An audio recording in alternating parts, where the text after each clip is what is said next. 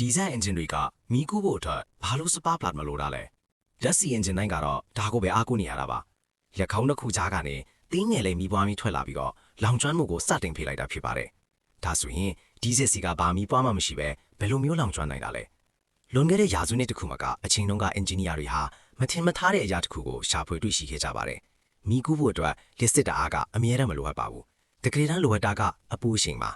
ဒီဇယ်အင်ဂျင်ရဲ့စလင်ဒါထဲမှာလီကိုဖိသိမ်းလိုက်တဲ့အခါအပူချိန်ကရာနဲ့ချီပြီးမြင့်တက်လာပြီးတော့စီပန်းထိုးလိုက်တဲ့ခဏမှတင်လောင်ကျွမ်းဖို့အတွက်လုံလောက်တဲ့အပူချိန်ကိုရရှိစေတာဖြစ်ပါတယ်။ဒါကပဲအထူးကွာခြားချက်ပါပဲ။ဓာတ်ဆီအင်ဂျင်တွေကမီးပွားနဲ့မီးကူးမှုကိုထိန်းချုပ်ပြီးဒီဇယ်အင်ဂျင်တွေကတော့ဖိအားနဲ့ထိန်းချုပ်တာဖြစ်ပါတယ်။ဒါပေမဲ့အစောပိုင်းဒီဇယ်အင်ဂျင်တွေမှာတော့အခက်အခဲတစ်ခုရှိခဲ့ပါတယ်။အေးရရာဒီဥထုတွေမှာဆိုရင်ဖိတင်ထားတဲ့လီကလုံလောက်အောင်မပူတော့ပါဘူး။တန်ထေကိုထေတွေကအပူကိုဆုပ်ယူသွားတာကြောင့်လောင်စာဆီကမီးမကူးတော့တာမျိုးဖြစ်တတ်ပါတယ်။အဲ့ဒီအခါမှာအင်ဂျင်နီယာတွေက glow plug တွေကိုစတင်အသုံးပြုလာကြပါတယ်။ဒါကမီးပွားထွက်ဖို့မဟုတ်ပဲအပူချိန်ကျတဲ့အခါအပူဓာတ်ပေးဖို့အတွက်ပဲဖြစ်ပါတယ်။ engine snow ပြီးသွားပြီဆိုရင်တော့သူတို့ကိုဆက်သုံးဖို့မလိုတော့ပါဘူး။ဒါကြောင့်နောက်တစ်ခါဘယ်သူမဆိုဒီဇယ်အင်ဂျင်မှာစပါပလတ်လိုတွေလို့ပြောလာခဲ့ရင်သင်ပြန်ပြင်ပေးလိုက်ပါလား။